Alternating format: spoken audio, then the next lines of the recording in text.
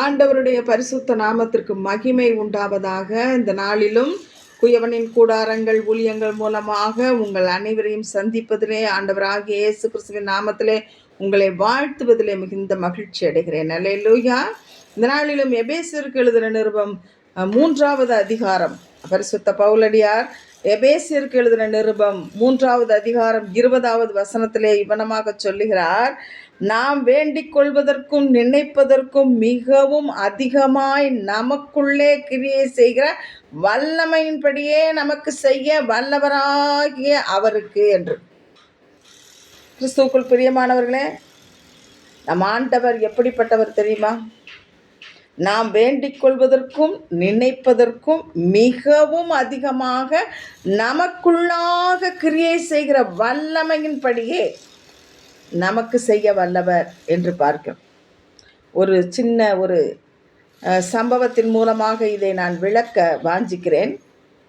ஒரு ராஜா, அவன் ரோம நாட்டிலிருந்து குதிரைகளை கொண்டு வந்து அந்த குதிரைகளில் ஏறி பயிற்சி செய்து கொண்டிருப்பான். ஒவ்வொரு நாளும் பலத்த குதிரைகள் ஏறி பயிற்சி செய்யும் போதே அது அவனை விழத்தள்ளும்.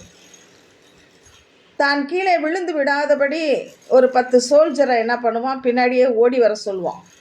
ஒருவேளை இந்த குதிரை தன்னை பயிற்சியின் போது கீழே தள்ளிட்டா அதை தாங்கி பிடிக்க வேண்டும் என்று ஒரு சில சோல்ஜர்கள் பின்னாடி ஓடிக்கிட்டே இருப்பாங்க.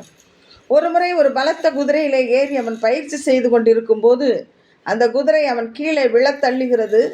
அப்பொழுது ஒரு சோல்ஜர் என்ன பண்ணுறாரு, ஓடி போய் அந்த ராஜாவை தாங்கி பிடித்து அடிபடாமல் காப்பாற்றி விடுகிறார். உடனே ராஜாவுக்கு மிகுந்த சந்தோஷம்.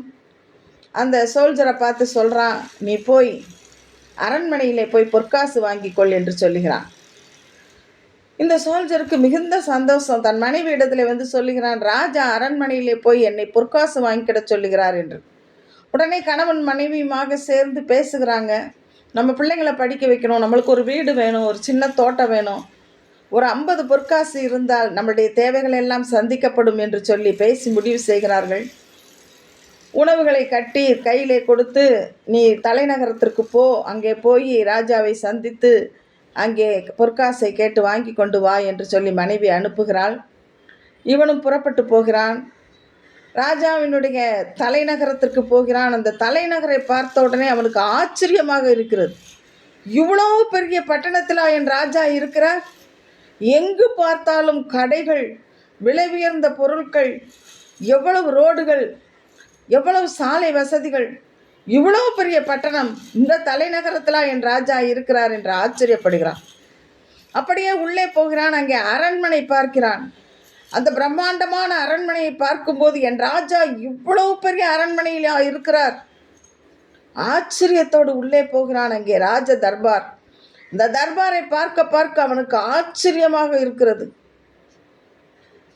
எதற்காக வந்திருக்கிறாய் என்று கேட்கிறார்கள். நடந்த காரியத்தை சொல்லுகிறான். பொக்கிஷாலைக்காரனிடத்தில் அவனை அனுப்புகிறார்கள். பொக்கிஷாலையின் அதிபதி அவனை அழைத்து கொண்டு பொக்கிஷாலைக்குள்ளாக போகிறான். அந்த பொக்கிஷாலையை பார்க்கிறான்.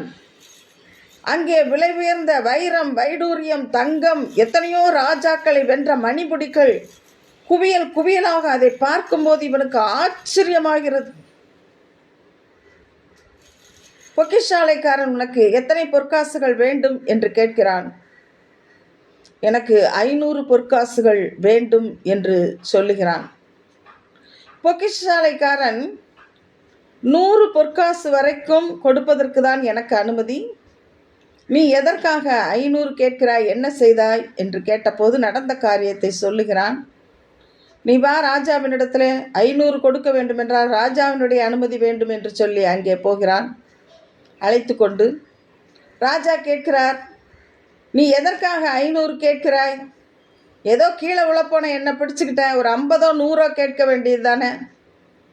உடனே அவன் சொல்லுகிறான், ராஜா, நான் வீட்டிலிருந்து வரும்போது 50 பொற்காசு தான் வேண்டும் என்று சொல்லி வந்தேன்.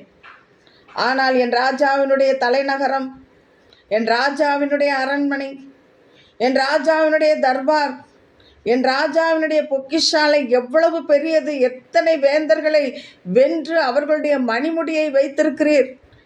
எவ்வளவு வெள்ளியும் பொன்னும் வைரமும் வைடூரியமும் குவியல் குவியலாக இருக்கிறது. என் ராஜா எவ்வளவு பெரியவர். என் தகுதிக்கு கேட்க வேண்டுமென்றால் நான் 50 தான் கேட்டிருப்பேன்.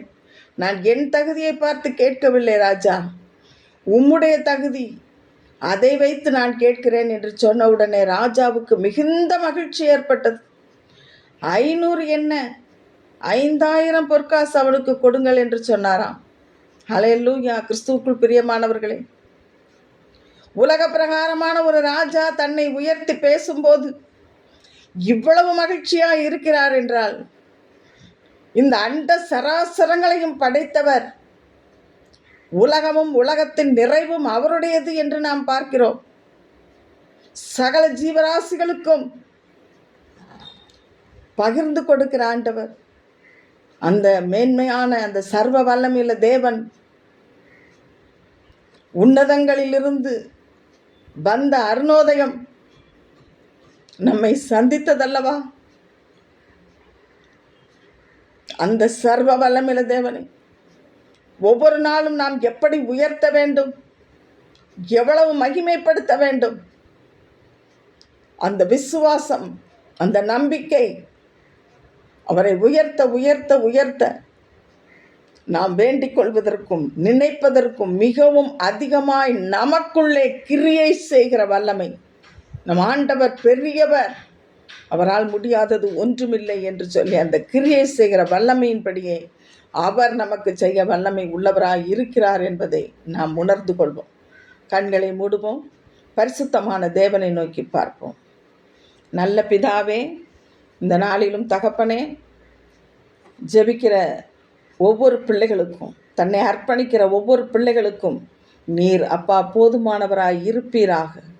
உம்முடைய வல்லமைகளை நாங்கள் அப்பா பிரஸ்தாபப்படுத்துவோம். நீர் பெரியவர் அப்பா, நீர் வல்லவர் அப்பா. என் நாமத்தை பிரஸ்தாபப்படுத்துகிற எந்த ஸ்தானத்திலும் வந்து நான் உங்களை ஆசீர்வதிப்பேன் என்று சொன்ன ஆண்டவர் அல்லவா?